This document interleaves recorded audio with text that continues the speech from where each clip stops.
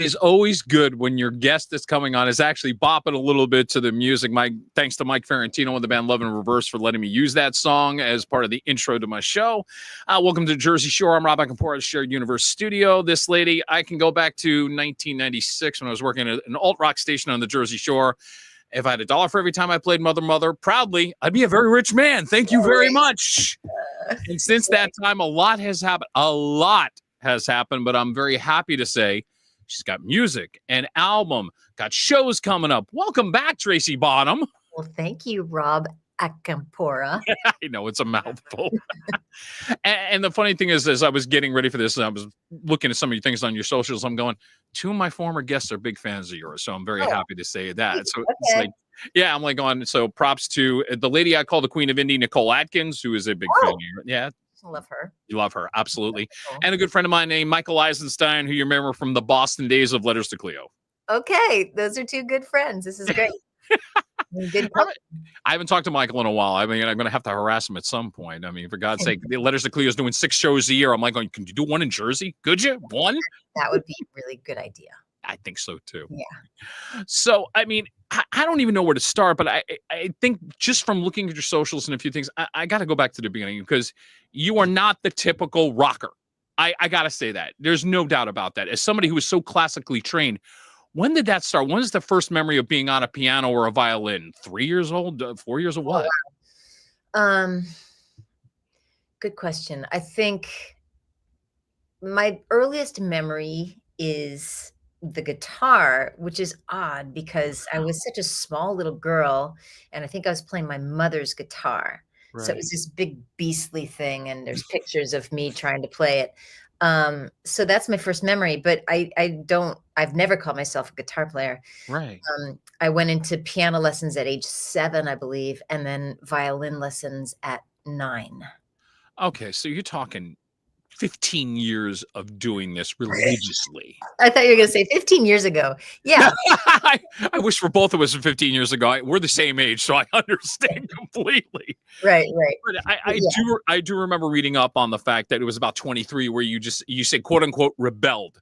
Yeah. But it kind of makes sense because knowing anybody that I know that has done piano or has done violin or any kind of instrument that's non-rock, so to speak, you know, there is that discipline and dedication, just like rock music, but maybe a little bit more. So in a sense of, okay, I've got all the chords down, I've done all this, and all of a sudden it's like, I need to do something different. I just need to do something different. And I guess that's what came over you at that point in your life? It had been percolating for a long time. I think I had so many different interests. I was also into musical theater. Right. And I also just had a rebellious streak. So I would get into the discipline and I'd practice and I would have these teachers that were amazing. But there was always this little part of me that was like, screw you. I busted your rules. I'm going to bust out of here someday. So I think it was just a natural progression. And I didn't fit in. Like I went to USC to play classical violin on a full ride and all that. And all I wanted to do was socialize. And so, that's everybody at college the first couple of years. Totally. Oh, God. So you kind of detoured, and that's how you so you went from there to Berkeley. You were over in Berkeley and Boston at that point. Yeah, so it's there. So that's how you wound up there. But I mean, so like you said, as it was percolating. So the percolating may have been when you got to Boston, and obviously being around the Boston music scene at that point. How could it not? God, that was just so inspiring. Yeah, because there are all these rock bands that, you know, and I loved rock, I loved pop, I loved R&B, I loved jazz, I loved soul, all of this stuff. But I had never heard anything like the Pixies or the Buzzcocks before I went to Boston. And I was like, a whole new world. You know, it was like, wow. And then if I learn how to play guitar, like I pick up a guitar again, all I really need to do is maybe learn a bar chord and I'm off to the races, you know? And it's funny, the 2 bands you mentioned, because working at the station I worked at, God bless you, Matt Pinfield, for teaching me everything that I know. Yes, exactly. Yeah. But 2 of the favorite bands of Matt you just mentioned, the Buzzcocks and the Pixies. I'm sitting there going, boy, I have 2 bands for Tracy just to pick out of thin air. I'm like, on 2 great ones, by the way. Yeah, absolutely. So so you cultivate this thing, and obviously it starts to pick up momentum. You get the debut album out, and Mother just hits so hard. Yeah. And, you know, the old saying was like, okay, a song can change your life. Obviously, you went from building to, okay, we're now going full throttle without a net. And how did that feel at that point? Just knowing that this song just became such the phenomenon it was for about a year, got you 2 Grammy nominations on top of everything else. I mean, it seemed like it was a whirlwind. And yeah, I had only just started writing songs like a few years before. I had a 3-song demo. The demo was my song, The One, Right. Mother, Mother, and a song called Dandelion, which is on a previous EP. Mhm. That was kind of all I had written by the time the bidding war started. So I was like, okay. I'm not really a songwriter. So I, you know, managed to, you know, there was a couple of years where all of that stuff was coming together. So I like wrote, you know, an album's worth of music. Right. But, you know, Mother, Mother wasn't actually supposed to be the big hit. Mother, well, you know how music business people are like always right, aren't they? Oh yeah, they seem to get it right all the time. All the time. So they thought Mother, Mother would be the lead up to the big smash hit, which would have been The One, and then my song Sharks would have been the, oh my God. I remember the album, absolutely. Yeah. And I remember the video for The One, and everybody was like, I remember working in radio at that point and kind of like hearing the record label people kind of go, oh, you thought Mother, Mother was great. Here come, this is the big one. Yeah. That's what everybody inside the industry, for people who don't know, when you're hyping up a record, sometimes what they hype up doesn't necessarily become the hit. The best example I can give the guys, the Goo Goo Dolls, name was not supposed to be the hit song on that record. It wasn't the one the label picked, and it just so happened to be the one. And in your case, Mother, Mother just happened to be the one that broke through. Yeah, it definitely, it was just kind of surreal. You know, I just remember eating cereal, sitting on my countertop in my pajamas when my manager calls. He's like, did you know that Mother, Mother is like #1 in the country? I was like, wait, but I got to finish my cereal. Like, what are you talking about? Not real. Yeah, it's like, you're kidding. I'm like, can I finish breakfast first before I digest all this? Seriously? Exactly. Super strange. Yeah, it's no surprise to me, reading up on you, that when it ended with your record label at that point, and I guess this is a question I've asked of a few artists, because sometimes it does happen. When you have a hit song, the labels sometimes get into that motif where it's like, but we want another one. Was it that way where they were like, but we want another Mother, Mother now? You got to give us another Mother, Mother. Was it that kind of pressure? Oh, yes. It wasn't like specifically, you have to write another Mother, Mother, but you have to, you know, just do it again. But I was, you know, I was being told that, but at the same time, I was also being told to wait because things were changing. Yeah. It was a very confusing time. And there were a lot of dinners where I'd go out with the new head of Ireland or the new president or the new this or the new that, and they would have their own different opinion. And basically it would end with, you know, I don't get the artistic numbers. I don't get the creative ones. You know, we just want to hit. And it was incredibly frustrating. It had to be. I mean, and that's not easy for an artist, but like you said, when you talk about changing command, and all of a sudden, and for people who don't know, when there is that change of command, just like with any business, there's sometimes a change of focus, a change of where they're going to put their priorities. So somehow you may not be where you were on the pecking order even a year earlier, or even 6 months earlier, just because of that change. Absolutely. And so much had been changing in the music industry, but I mean radio as well. And what? No, that's true. Right around that. But that's like because you got to get past 96, 97, and what I like to call sort of the peak of everybody that was leaning, doing in the female alternative genre, best way of putting it, because there was such a good amount of great music at that point. But like you were saying, I think the trends at that point toward the late 90s, early 2000s was kind of steering away from that and almost steering a little more to the less edgy, more pop end, if that's accurate in my mind from what I remember. Yeah, I think there were a couple tracks like the poppiness, absolutely, but then also the really hard, angry dude rock. That's that's true. That was kind of the height of it. Yes, that's very, very good point. Fit. And the 4 years, like that was just basically suicide from 96, which is my big, debut album, to 4 years later putting out my sophomore album. Completely like that's an eternity. It is. It's unfortunate, but it is an eternity in this business. And it does create that, where's she been? You know, Yeah. what are you doing? You know, and it's almost like I've been here. You know, you know, you got to sadly you got to reintroduce yourself. If you're not doing something every year or even two, as you've learned from your experience, it's more like, oh, well, I'm out of sight, out of mind. Even and I put it this way. With the technology we have today, it would have been a lot easier to be out of sight, out of mind. If you had the technology, say around 98 to 2000, it would have been a lot easier to Oh, yeah. maneuver all this. Oh, yeah, I would have picked up the DIY thing a lot sooner. Mhm. Yeah, and you know, now I mean there's a beauty in this whole thing because, you know, I can find my fans in a more direct way. Back then when you have a radio hit, it's like this faceless crowd, you That know. is so true. You're absolutely right on that. Yeah. And I do see from your Instagram, you do try to make it very personable and you're really great on it. And I don't think it's an act. I think it's just you kind of just going, hey, everybody, what's up? Keeping it kind of a fun thing. Yeah, try to keep it real. Yeah, that you do. And I think I was gonna pull this out later, but I think it's photo number 5. Pull this out. This is how real I think it is when it's like Uh-oh. you're doing no, it's actually good because I'm sitting here going, she's going to Devo. I am so jealous and I want to kill her.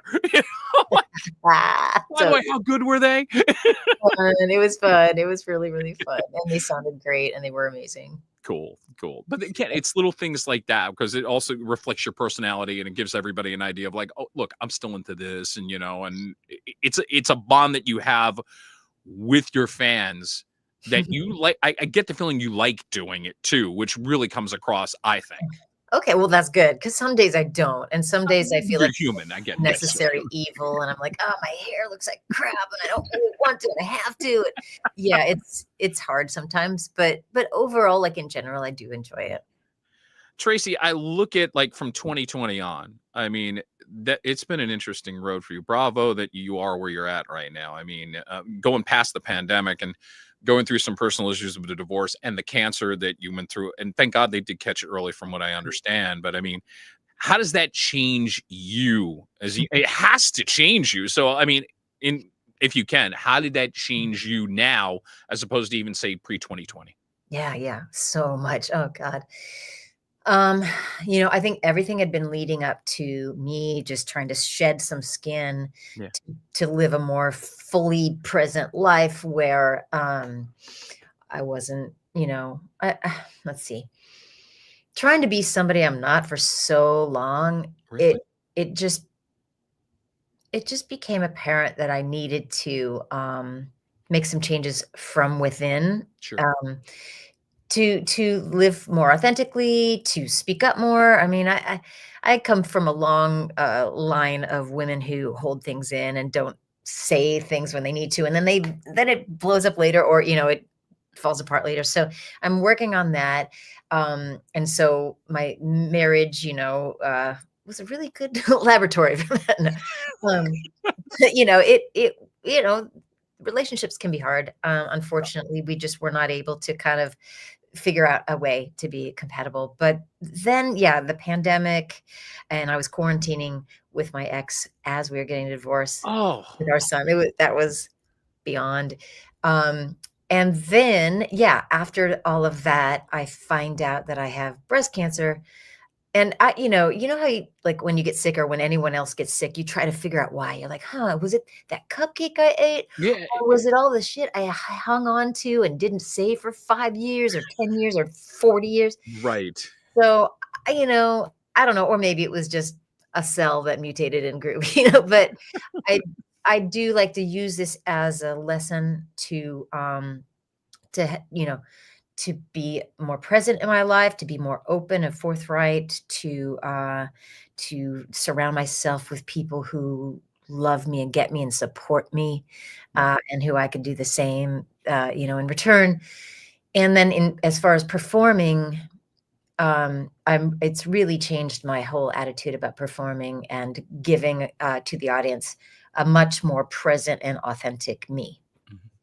Tracy Bonham is here on the A Game. Speaking of performances, June 10th, anybody in New York City, give me photo number 2. I think it is the second one there, Christian. Yeah, she will be over at Joe's Pub in New York City with Saturday Night Live alum Fred Armisen. Should be a fun night if you're in the New York area. Do that. If you're up in the Boston area, then check out June 30th, City Winery with my good friend Jeffrey Gaines. That's Nice. going to be another great night of music. And visit Tracy's website to find out about other shows that she's got coming up around not only the East Coast, but across the country. So I think I'll throw that in there. Let's talk about Thanks. the new music for a second. This, if I'm reading it correctly, it's new, but it's not new, is the best way to describe what we're about to see. So how does Jumping Bean come together? Because this is a song that's been, what, I guess 2 decades in the making? Right, exactly. Okay, so I'll just explain that, yeah, there's new material on it, Right. and there is reworked material. Okay. I'm thinking, like, I feel like I got a redo in my life, and I Mhm. have a couple redos. Everybody deserves a redo or 2 or 4, Amen. Amen. right? Yeah, Yeah.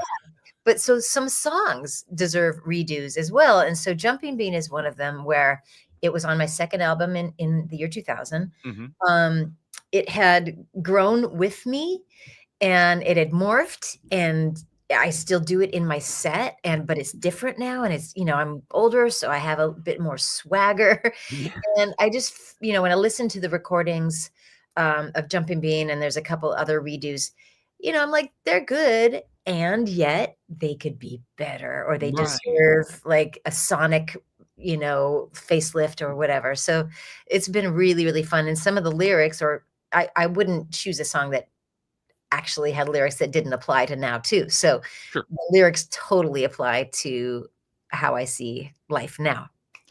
Set up the video for a little bit because, I mean, it's unique. It's you performing, but there's a ballet going on. How did that all come together? Okay. I think it was about 2021 when I got an email from Eugene Ballet, and Eugene's my hometown. Mhm. Uh, Eugene, Oregon. Yep. yeah, and the choreographer Suzanne Haig was a big fan when she was like 14. And You know you're getting old when they say, when I was a teenager, I listened to you all the time. well, yeah, exactly. Um, yeah, no, it's I'm so used to being the older one in the room now. But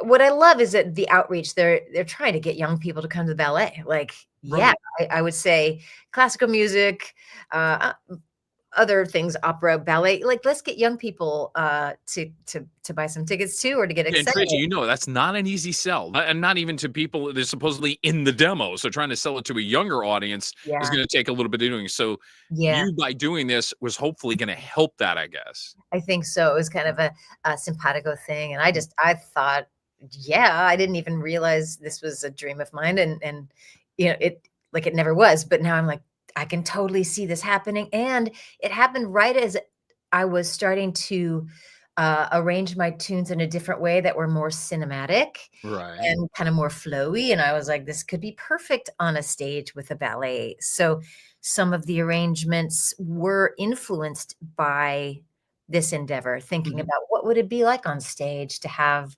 movement and, Right.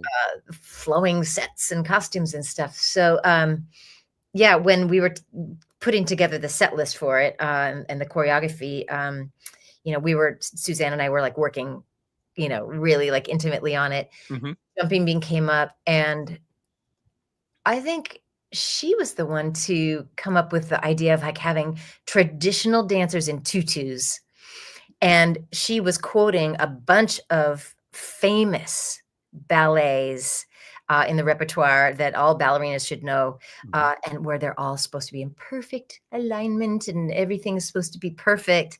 And then this one lone dancer comes out and just messes it all up. She's super rebellious. And of course, I could totally relate to I that. was about to say that it's almost like a reflection of your life where it's like everything is so structured and then all of a sudden, boom, I rebel. Yeah, exactly. Go stick it to the man.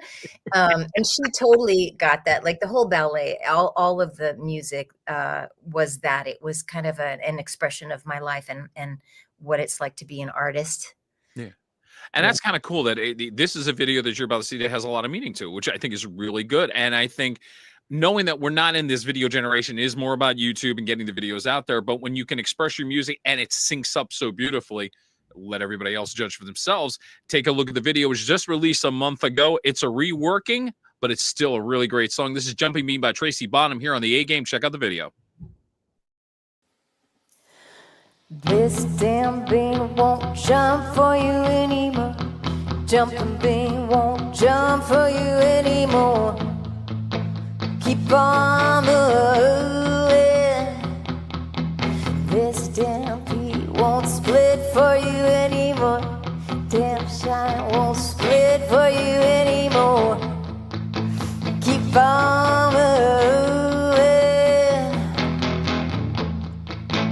keep on moving.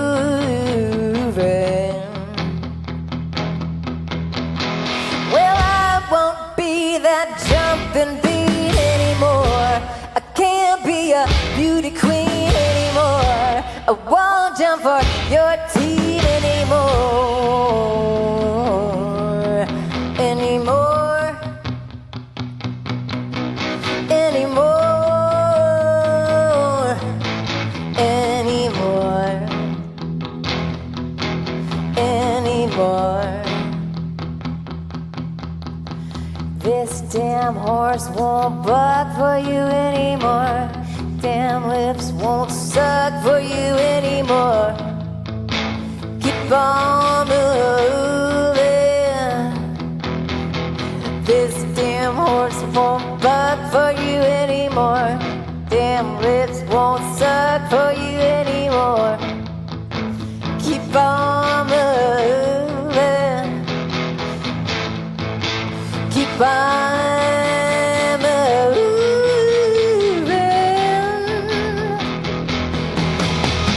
Well, I won't be that jumping bee anymore. I can't be a beauty queen anymore. I won't jump for your tea anymore. Well, I won't wear that navy bean anymore. I can't be a Krispy Kreme anymore. I won't jump for your tea anymore. Anymore. Anymore. Anymore. Anymore. Anymore.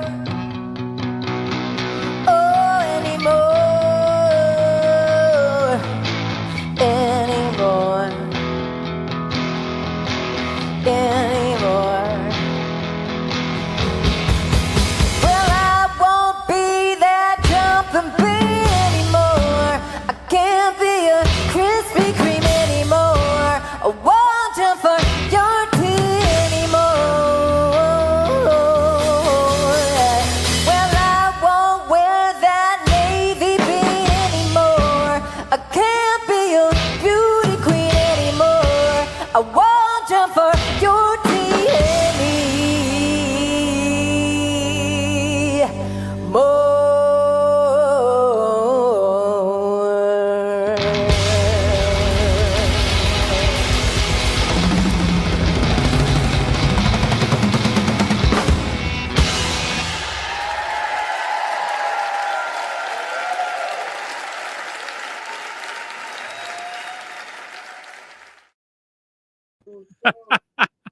Christian, my engineer, is bopping along with me. Pot yourself up. Say what you just said to me. Oh my God, that was incredible. That was so good. Oh, good.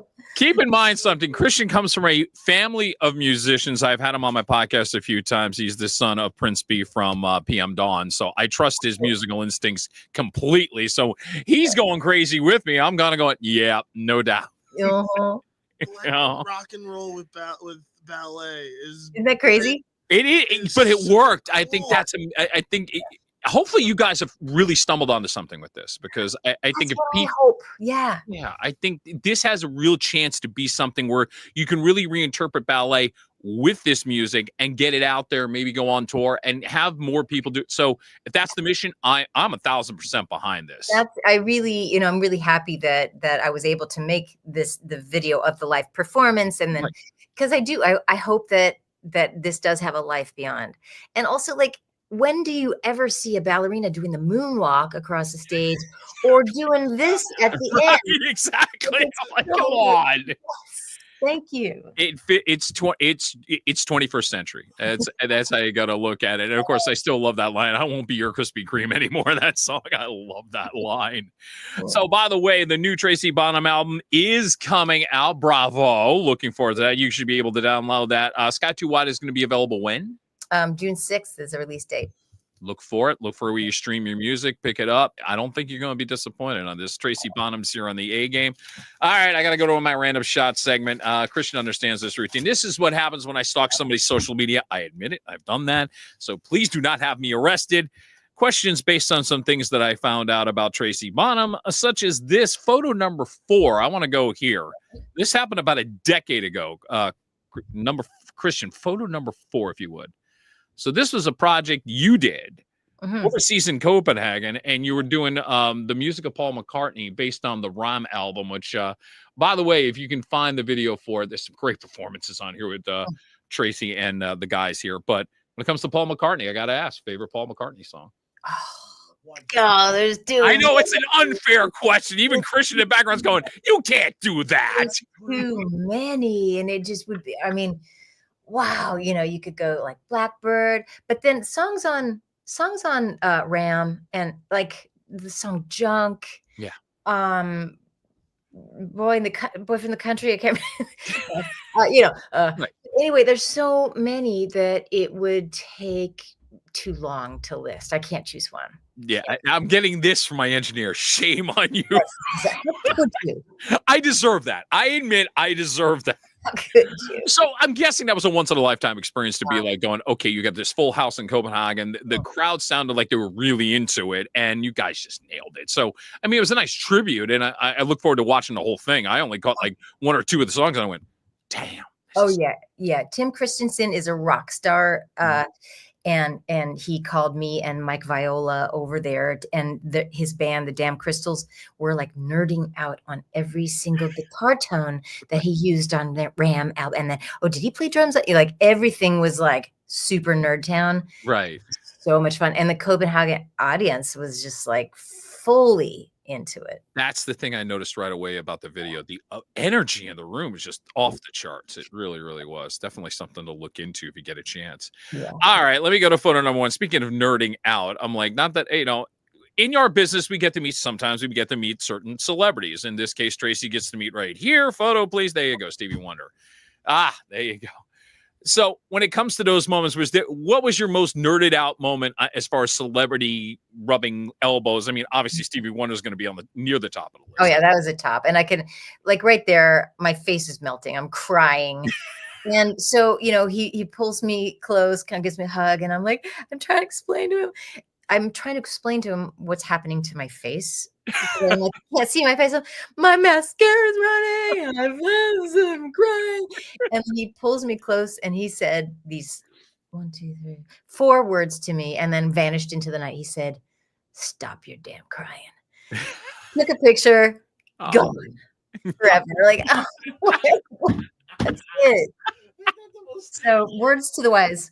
Oh, but wait, I do have another funny story. Can I tell you? Please share. Okay, so I met Bill Clinton actually.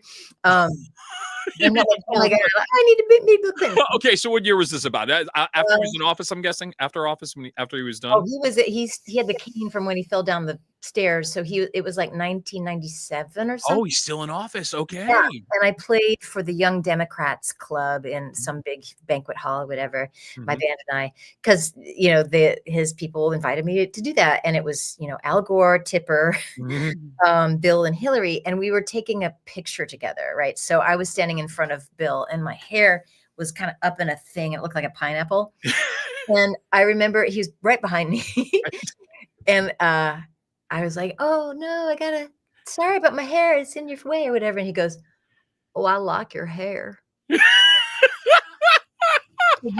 So I could sometimes hear his voice. I'm like, "Oh my God, a president in the United States likes my hair." Like, who gets to say that? Not many people can say that at all. Oh my God. And that's where you go, I guess that's the perk of having a big hit song at the time that he's in office. Okay. Yeah. Exactly. You know what? I've been doing this for 100. This is episode 121. That might beat every story I've had so far. That one is near the top. I know. I love that story. Random shots at Tracy Bonham. Okay, I'm doing a fact check because sometimes there's misinformation out there. So I want to make sure of this. Is it true that you wrote car commercial jingles at one point in your life? Oh, I sang on them. I didn't write them. Okay, so you sang it. Yeah. We are going to start somewhere. You got to start somewhere. Exactly. Absolutely. Yeah. I did a Simply the Best. I didn't like do Right. that, but I did do like that for like some Western Massachusetts like advertisement company. Hey, look, when you're like 20, 21 years old and you're a starving artist, you're like going, hey, look, you signed the check. You Oh, got yeah. what you Oh yeah. Mhm. See, and I always like to double check because you sit there and go, nah, could it? Right. Really? You don't know. That's why I was like, I gotta ask that. I have to ask. Yeah. Knowing that you are proficient in so many instruments between the guitar and the piano and the violin, I mean, is there an instrument that you haven't tried that you sit there and say, I would like to try to master that one? Oh, well, I don't know if I want to try to master another instrument because I haven't even mastered the ones that I play. But I do, I really love the cello. I know it's, Ooh, not yeah. much different from violin, but it is really different. Yeah. I love the cello, and when anyone plays it well, it just makes me melt. So, if I had like another, if I could clone myself, Right. I would play the cello for sure. It kind of refers to a quote that you actually posted on Instagram. I'm going to read it. This is from like 1996. You're on MTV's 120 Minutes. It was referring to you playing the guitar. You go, Oh, yeah. I don't know if I'll ever want to feel comfortable as far as playing it, because once you feel comfortable, then you start to relax and you don't experiment as much. Not only great advice for the guitar, that's actually great advice for life. Yeah, it's called beginner's mind, I think. Yeah, you don't want to rest in your laurels. You don't want to think you know everything. Right. Be open-minded. I think that's something that is a little lacking. It's like, open, what's the old saying? Free your mind and the rest will follow. Yeah. Absolutely. Yeah. I do want to pay tribute because I believe she was a friend of yours. And I did a stop action on this. Photo number 3.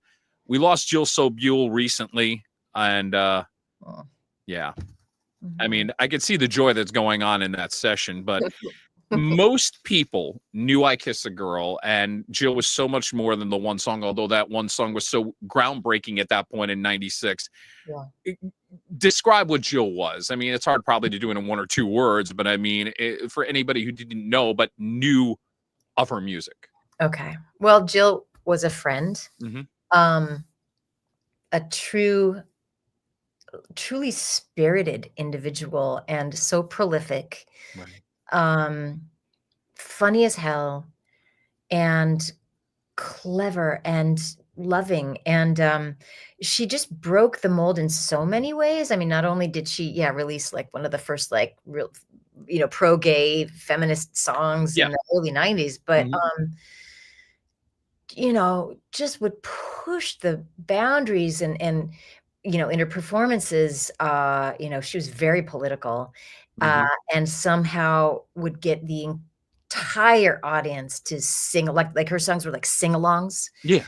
And then on first listen, you might be like, "Oh, it's a pretty cute, kind of catchy song," but it was more than that. It was like, uh, she would create these moments, these gatherings. I think she was so smart and wise in those moments to know the effect of that energy. It's Yeah. contagious, and she's sardonic and makes people laugh, and so I just think that she was operating on a different level than most people, most songwriters. She was very active. She was an activist, Mhm. um, and she had a lot of friends. And what I realized after she passed, there was a big Zoom kind of Mhm. like a few days after, even to honor her, and there were so many people in the Zoom, and we just were telling stories after stories after stories. She was loved by so many That's people. what I heard. Yes. Yeah, and a huge impact on people. Yeah, I had to at least bring that up. I think it's just very appropriate, just looking at the photos and how much she meant to you. I figured and I appreciate you Aw, speaking and saying that. It's thank very sweet. you. That's nice. It makes me Mhm. feel good to, like, be able to spread Oh, the love of absolutely. yeah. I got 1 or 2 more, and then we'll wrap up here. And this is something that I found I'd never realized this. You sung the national anthem before a Rangers Bruins game at one point in your life. You did that back in 2015. Yeah. Now, I've heard stories. Anybody who sings national anthem is probably one of the most nerve-wracking. Is that the most nervous you ever were before a performance? Um, it doesn't, like, I don't think so. I know I was nervous, and I also sang, the national anthem at Fenway Park once. Pretty nervous for that too. Yeah. How could you not be? I mean, I'm gathering around the time of the 90s when you did it, or is It's it a like little later? late 90s or maybe like at 2000 or something. Okay, so again, the timing line and like on, and yeah, and Boston's relevant at that point. Yeah, exactly. And just being nervous for I'd been told that what the reverberant, like, Yeah. the delay and it was real. Like I had to have both ears closed because basically I couldn't hear my own voice, but I heard the slap back like 3 seconds later. Anyway, so I was nervous about like the technical aspect about that.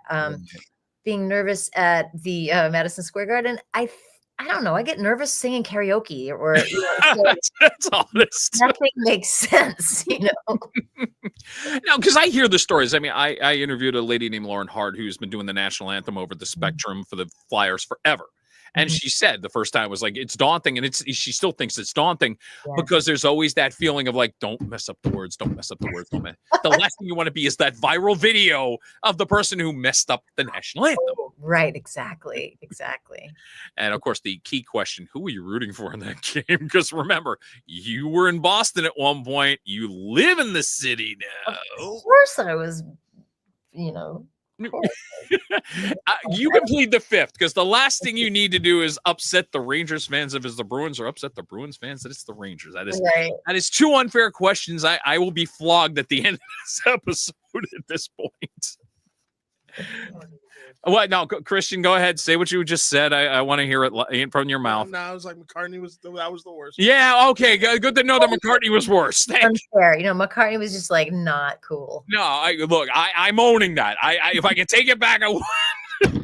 Before I dig a deeper hole, by the way, go find Tracy's album coming out in about a week. Look for her dates on tour. Again, June 10th in New York City. She will be up in Boston on the 30th. If you're in the Boston area, don't miss out because Jeffrey Gaines is amazing. So is Tracy. Other dates at her website. And God willing, Jersey Shore, where I'm at, maybe the Stone Pony. That would be a good...